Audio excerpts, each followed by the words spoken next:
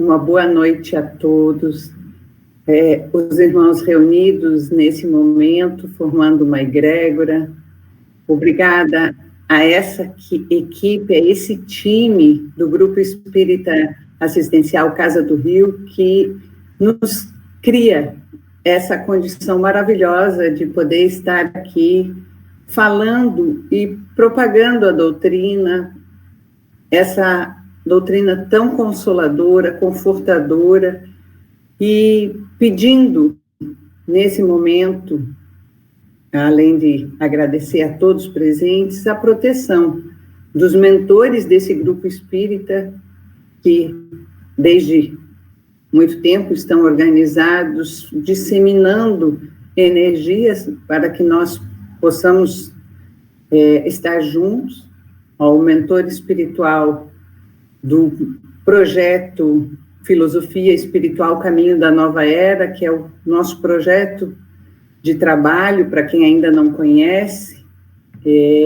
Nós temos um Bom Dia com Sabedoria 2 vezes por semana, está no Facebook, no YouTube, e nesse projeto a gente procura sempre unir, junto com os outros grupos, propagando, falando um pouquinho do que é essa vivência, essa experiência encarnatória que estamos juntos compartilhando. E hoje, nesse propósito, a nossa reflexão foi intitulada O Olhar da Vida através da Janela.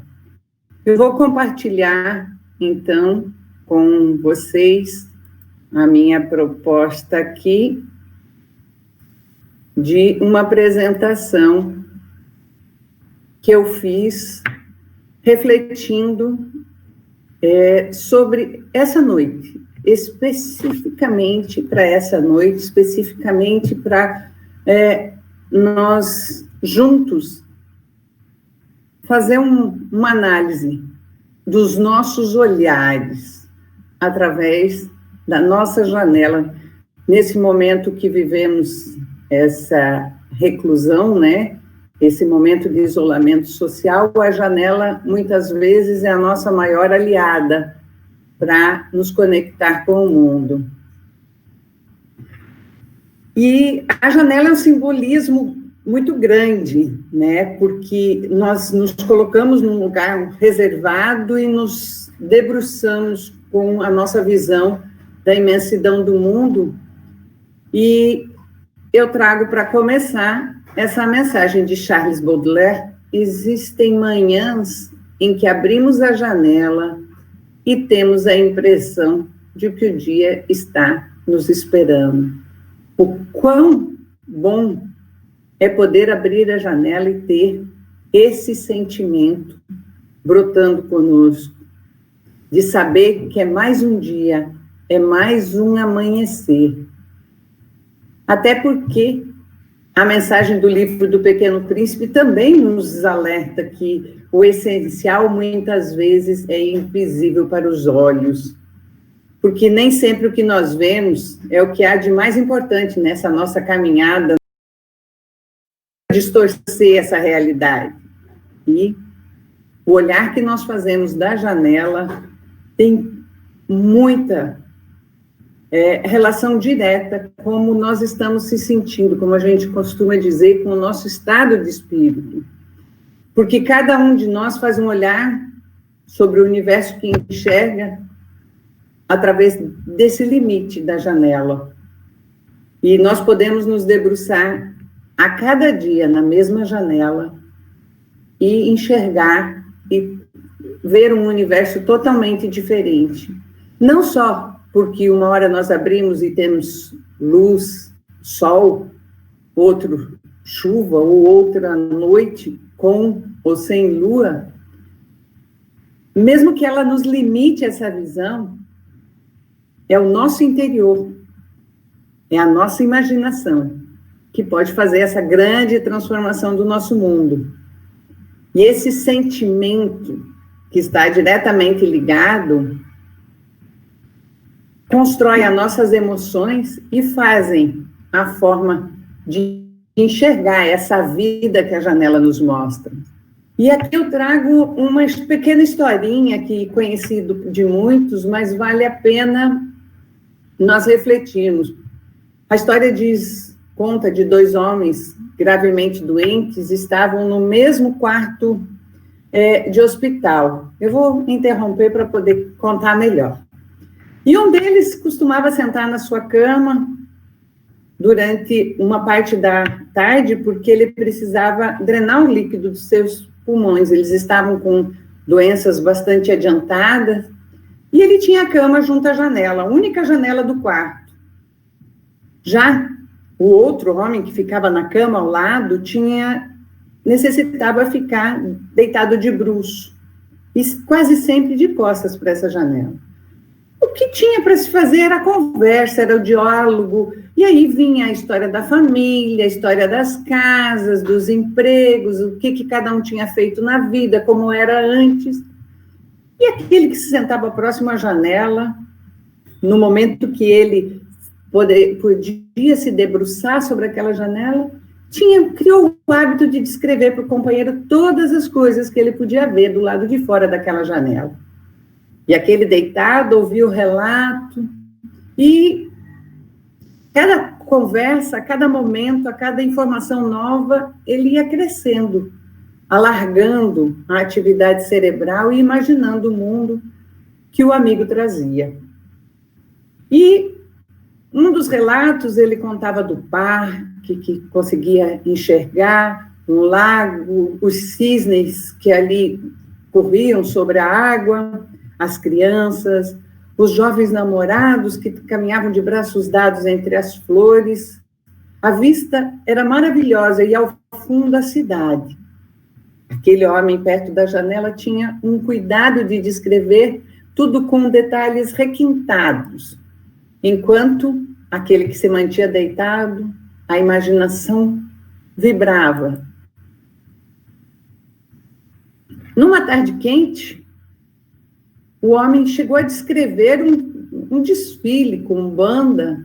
O outro, mesmo não tendo ouvido música alguma, sua mente trouxe aquela ideia daquela festa toda em que as pessoas corriam abaixo daquela janela. E assim foi o tempo. Só que, num determinado momento, a enfermeira, ao chegar pela manhã, encontrou aquele homem, o corpo só daquele homem que tinha desencarnado, aquele que fazia os relatos da janela. Levaram o corpo dele, fizeram todo o tratamento, e aquele que ficava ao lado, o segundo, logo que foi possível, não perdeu a oportunidade e pediu para a enfermeira para poder ser trocado de cama. E logo que ele ficou sozinho, pacientemente, se torceu todo, que ele tinha dificuldade, e tentou olhar aquele mundo maravilhoso que ele ouvia, tanto relato. O esforço foi enorme, e quando mirou a janela, encontrou apenas uma parede em branco. Aflito, chamou a enfermeira e perguntou para ela: mas como assim? O que será que levou ele a me contar tanta coisa, coisas tão maravilhosas? A enfermeira contou para ele que aquele homem que fazia os relatos, ele era cego, nem sequer conseguia ver a parede. E por que ele fez isso? A enfermeira disse: talvez ele só queria encorajar você. E aí, dessa história, a moral que trazemos é que há uma felicidade tremenda em fazer os outros felizes, apesar dos nossos próprios problemas. Porque a dor partilhada, ela é a metade da tristeza, mas a felicidade, quando ela é partilhada, ela certamente é dobrada. E aí, a partir desse relato, nós partimos para refletir, então, o que na verdade a gente tem ao olhar uma janela. Nós trazemos as nossas emoções. E o que são as emoções na nossa vida?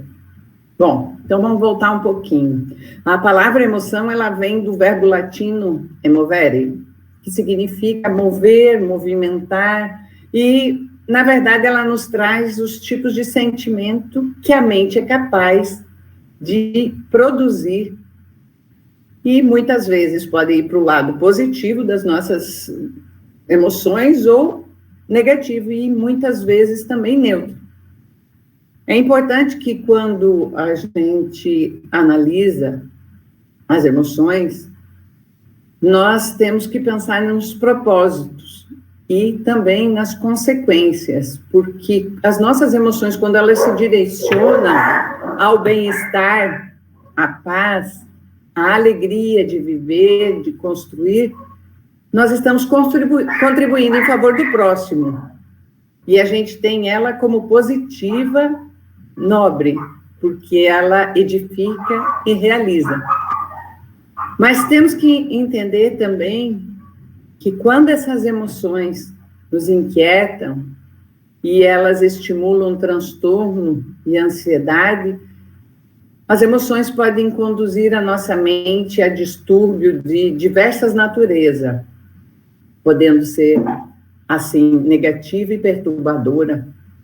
E aí, a necessidade de orientação e de equilíbrio. E pensando um pouco melhor em emoções, o que são as emoções?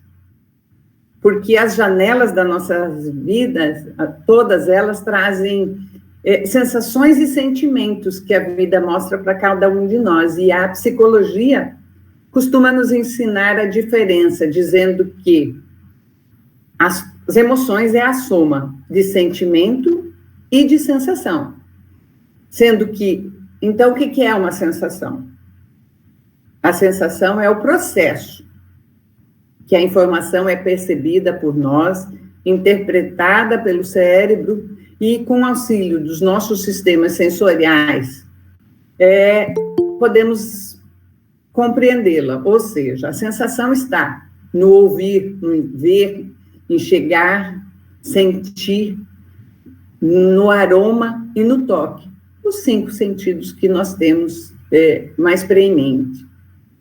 Ao mesmo tempo, a definição de sentimento já nos traz um paralelo dessas sensações mais palpáveis. Elas se referem ao estado afetivo, à reação da sensação. E a própria psicologia nos diz que o sentimento nos alerta sobre a forma como nós estamos nos sentindo e liga as nossas emoções em aspectos que refletem nos nossos pensamentos, no nosso humor e também nas sensações, causam um reflexo ali. E que sentimentos são esses, então? Se para a sensação nós sabemos que estão diretamente com os sistemas sensoriais, os sentimentos são aqueles que nós denominamos de amor, felicidade, contentamento, amargura, tristeza, melancolia e até mesmo a raiva. E aí, para nós que estudamos essa maravilhosa doutrina, nós ainda temos uma camada paralela para entender sobre as emoções e os seus reflexos, tanto no corpo como no espírito. Porque a alma, ela está sujeita às leis do corpo físico. A alma somos nós encarnados. E essa interferência, ela pode ser maior ou menor, de acordo com o nosso nível de evolução. E aí fica a pergunta: o que o corpo e o espírito sentem em comum? A espiritualidade vem nos esclarecendo que tudo, principalmente dependendo do nosso grau de evolução, porque as sensações não ficam apenas no corpo, mas também no espírito. E nós podemos comprovar isso nos livros, nas obras de André Luiz, que ele relata com bastante detalhes o trabalho, as moradas no plano superior, e nos conta sobre os espíritos sofredores, o problema da dor, o problema dos ciúmes, o problema do apego, da raiva, da sede, e volúpias carnais que ainda permanecem após o desencarne. E aí, o que sobra para nós quando desencarnamos? Tudo. Porque como nós plantamos aqui, assim será depois do nosso desencarne. E aí mostra o quão importante é o trabalho dos nossos sentimentos e é o aprendizado de dominar nossas emoções e evoluir paulatinamente, gradativamente, aqui, encarnado, e a sequência desse aprendizado no plano espiritual, quando estivermos desencarnados. E aí mostra como essa janela da vida precisa estar preparada.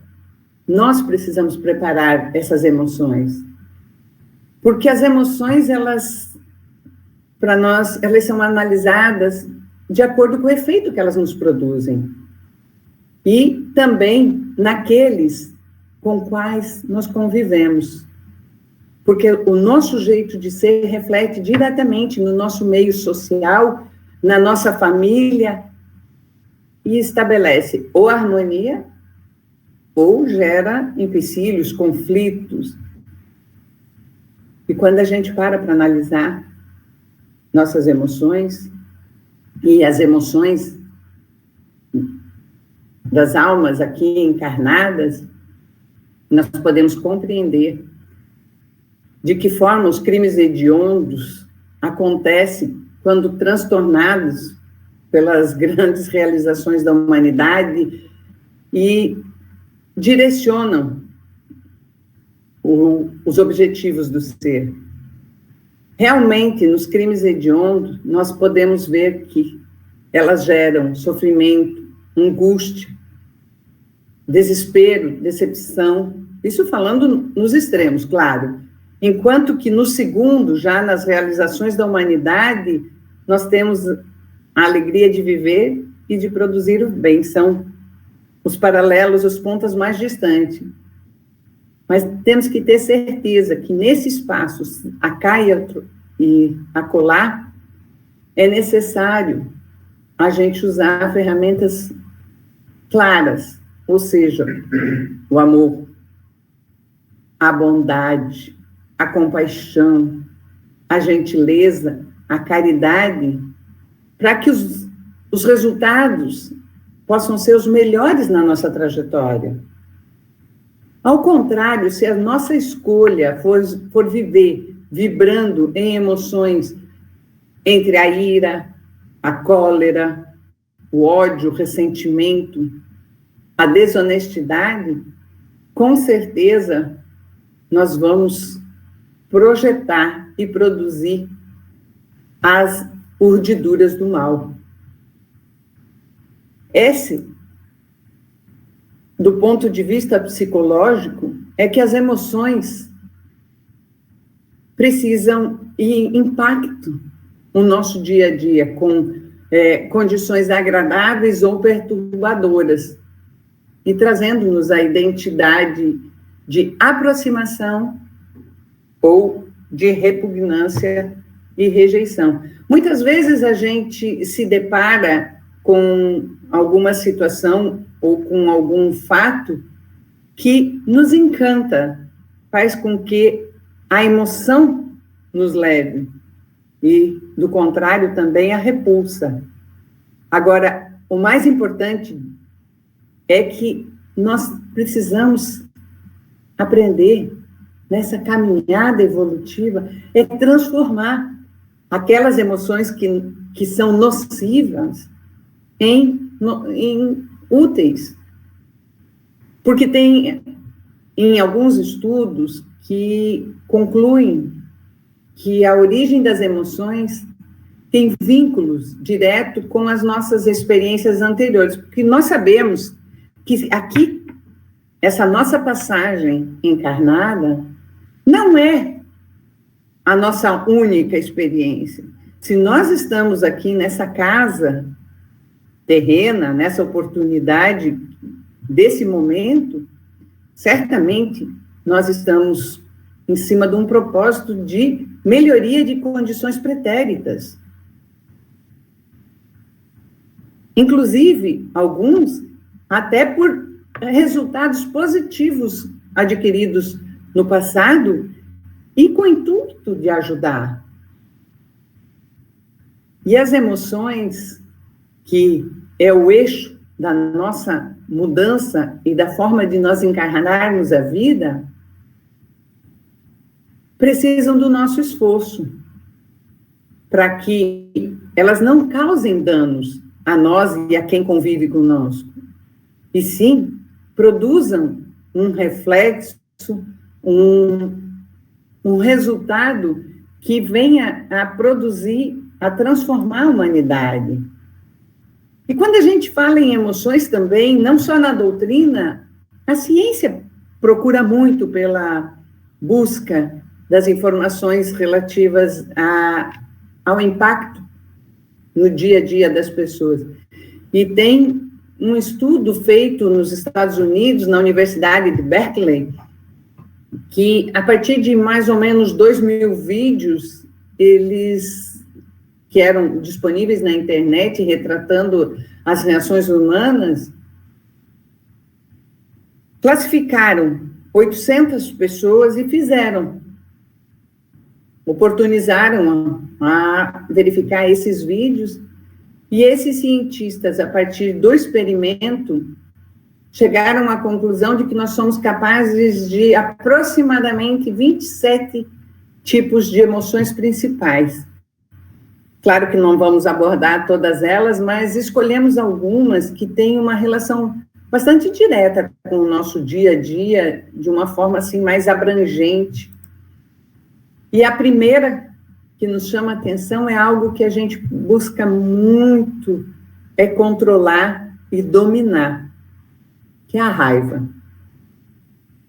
E para falar da raiva, eu tirei aqui de um livro feito pelo neto de Gandhi, falando da convivência com o avô, se chama Virtude da Raiva, e ele mostra que a raiva pode ser usada para o bem.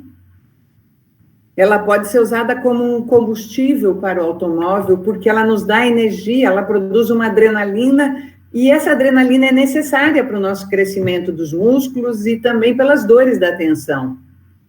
Se a gente não tiver o ímpeto da raiva, essa adrenalina circulando, ele não nos daria condições para enfrentar desafios.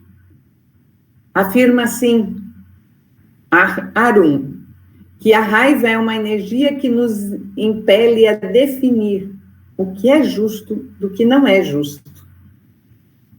E aí, é a deixa. Se nós soubermos canalizar essa energia de maneira inteligente, nós podemos fazer com que a raiva que sentimos, ela não venha para criar um desamor, para provocar, e sim para nos transformar. Porque quando nós sentimos raiva, nós nos tornamos ameaçadores e podemos achar que podemos dominar, obrigar as pessoas a fazerem o que nós queremos.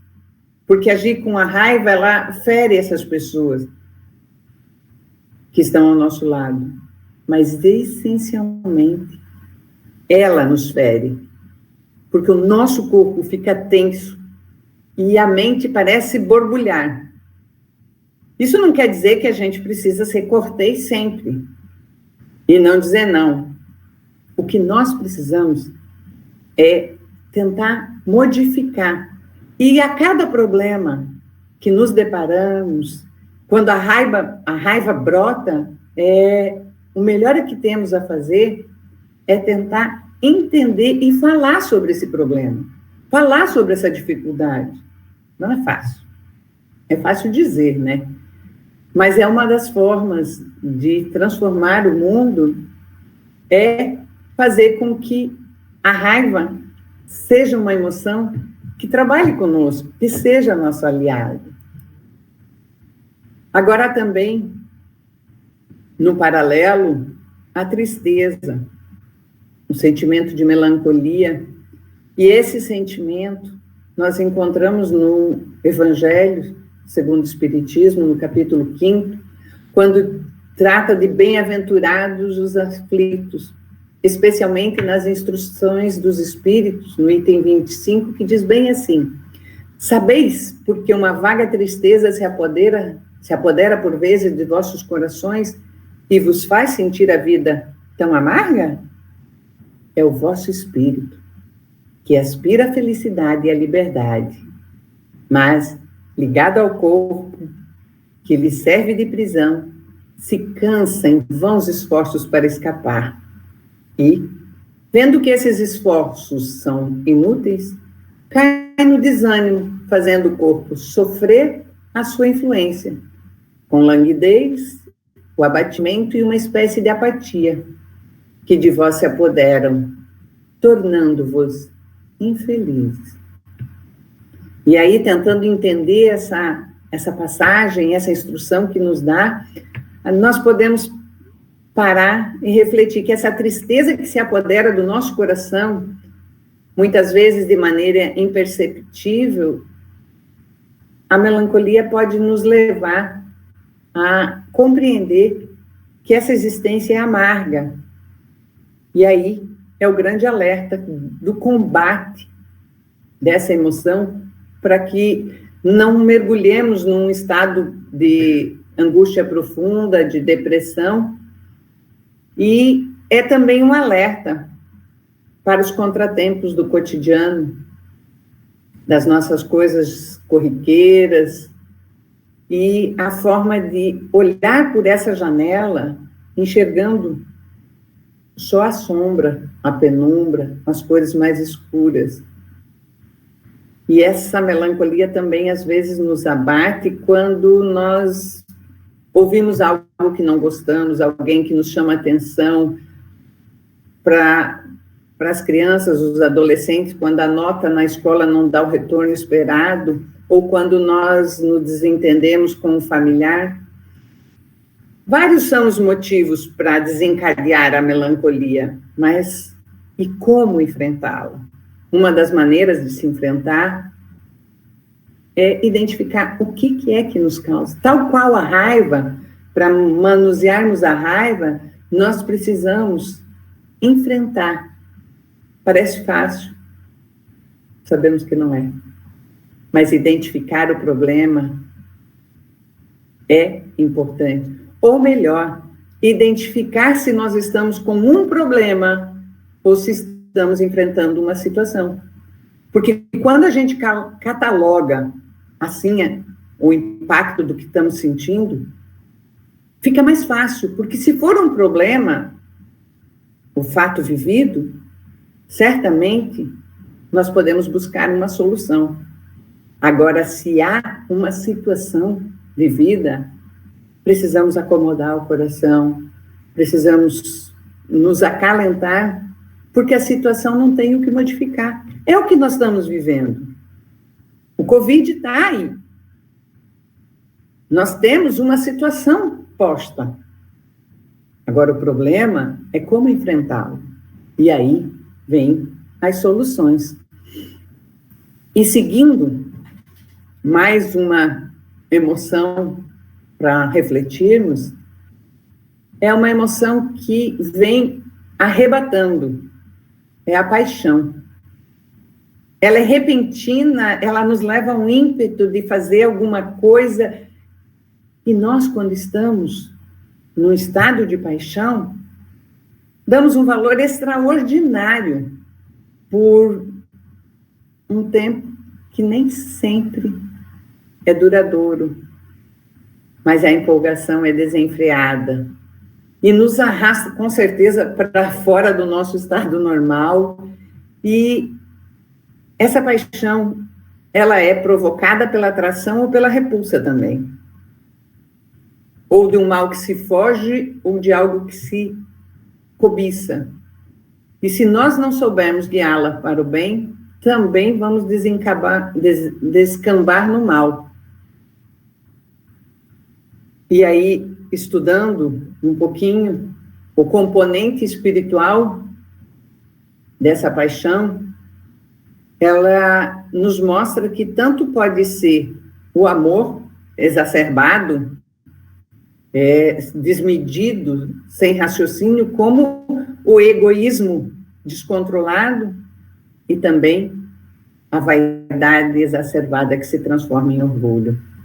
Cada um desses sentimentos produz resultados diferentes, mas quando nós estamos sob o ímpeto da paixão, nós perdemos muito mais a razão. Dá para ver um torcedor de futebol, daqueles acirrados, que no momento do jogo do seu time, ele desprende. E a recomendação dessa medida é que, sob o ímpeto da paixão, não tomemos grandes decisões. Nós precisamos amadurecer esse sentimento para entender o que ele tem. E um conselheiro sobre a paixão é Rousseau, que ele afirmava que todas as nossas paixões são boas quando nos tornam senhores, e todas são más quando nos tornam escravos. É uma boa reflexão, não? Mas voltando para as nossas janelas, vamos pôr o nosso olhar sobre o Livro dos Espíritos, que na sua introdução nos mostra sobre a postura de como podemos ver o mundo. Nós que estudamos a doutrina e que estamos propagando, ele diz no item 15 assim: ora, o verdadeiro espírita vê as coisas desse mundo de um ponto de vista tão elevado, elas lhe parecem tão pequenas, tão mesquinhas, a par do futuro que o aguarda. E a vida se lhe mostra tão curta, tão fugaz, que aos seus olhos as tribulações não passam de incidentes desagradáveis no curso de uma viagem, o que em outro produziria violenta emoção, mediocremente o afeta. Tá, bom, né? Mas e aí? Como chegar como espírita a esse elevado estado que o Livro dos Espíritos nos recomenda? Para nós, hoje, o conforto é tratar da emoção dentro do processo da razão. E no dia a dia, a gente sabe que a emoção é utilizada até pelos publicitários, criando campanhas que mobilizam, apelam, mexendo com a nossa emoção. Porque sabem que tudo que tem um apelo emocional alcança mais. E aí, alcança um grupo maior, né? E, infelizmente, essa estrutura também é utilizada por governos, por religiões que se dizem religiões que manipulam essas pessoas pela emoção. E aí a nossa doutrina, não que ela seja melhor de jeito nenhum, ela Kardec nos registrou para nós que não há fé inabalável, senão aquela que pode encarar frente a frente a razão em todas as épocas da humanidade. O que ele faz é nos convocar para a fé raciocinada, de que nós precisamos trabalhar a nossa fé, questionar e trabalhar segundo a razão, porque a fé cega nos leva ao fanatismo e nós não vamos evoluir quando nos encantamos e no Espiritismo, o objetivo não é usar somente a emoção, e sim a razão. É um trabalho evolutivo, cada um fazendo a sua parte, fazendo com que a razão nos leve a refletir. E eu ouvi de um filme esse final de semana que a cada momento, a cada situação que a gente precisa tomar essa decisão, nós devemos usar o que JF, o que JF, o que Jesus faria. Para a gente pensar, por que eu estou agindo dessa forma? Como Jesus faria no meu lugar? Por que eu estou me sentindo assim quando eu analiso a minha emoção?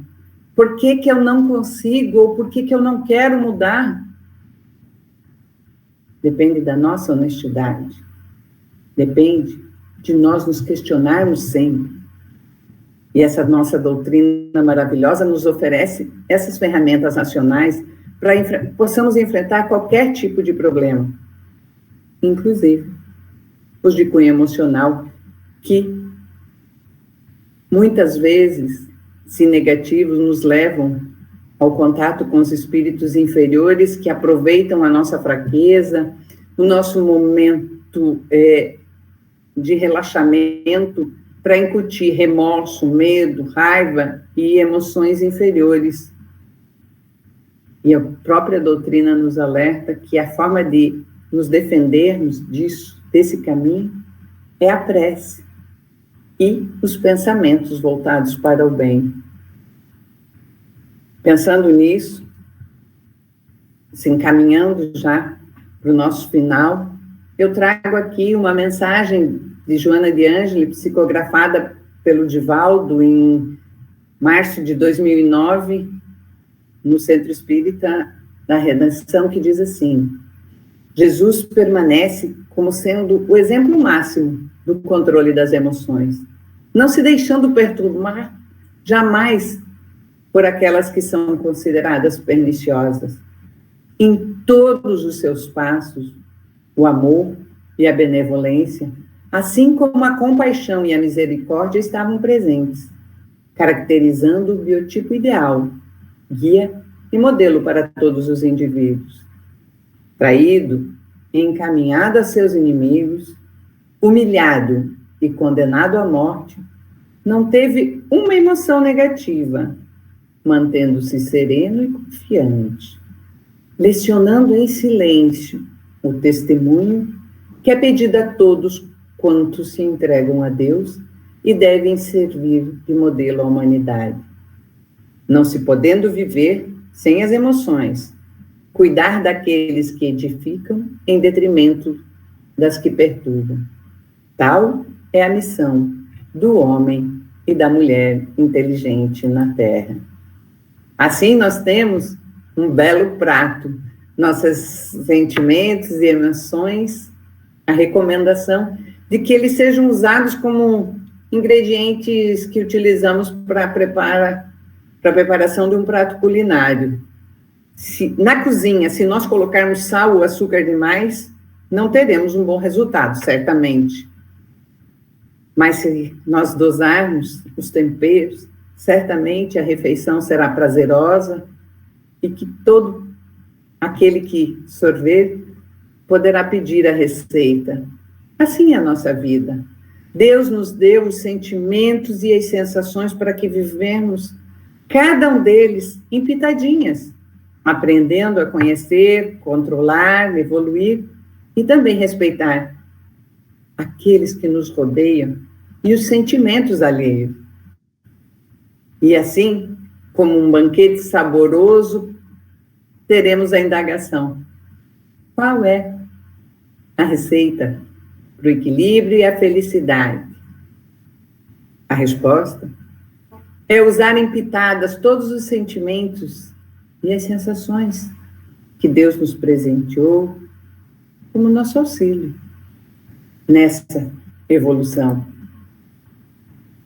E assim, para concluir a noite de hoje, essa noite maravilhosa, é que devemos saber dosar emoção, paixão e a razão. E que o nosso olhar da vida, através da nossa janela, possa nos oferecer a compreensão de que a cada janela, mesmo que várias pessoas olhem da mesma janela, ele é individual. Então, o nosso respeito ao próximo é fundamental. E se nós estivermos na dúvida, o caminho é conclamar a presença dos nossos benfeitores do espaço para nos guiar no bem e na verdade. E assim, concluindo, o importante não é aquilo que fazem de nós, mas o que nós mesmos fazemos do que os outros fizeram de nós. Esse pensamento de Jean-Paul Sartre nos leva, para encerrarmos, eu queria que fosse tocada aqui, mas o meu cantor hoje está com a garganta um pouco avariada, ficou rouco, e eu vou ler para vocês uma música que me toca e eu sugiro que ouçam. Chama-se Aos Pés do Monte, de Tim e Vanessa, é uma música gospel, cuja mensagem diz: um sentimento me ronda, não sei dizer, tudo é novo para mim, meu coração se renova, sinto a esperança invadir o meu ser. Quero ser manso, ser limpo, ser justo e pobre de espírito ser. Tua palavra me sonda, me conta do reino que espera por mim. Eu te ofereço o meu pranto, as dores da alma que quer renascer. Eu ouvi tua voz, teu falar me encantou. Quis seguir, caminhar, quis saber para onde vou. Eis-me aqui, minha dor serenou. Boa noite e muito obrigada pela oportunidade de estar com vocês mais uma vez.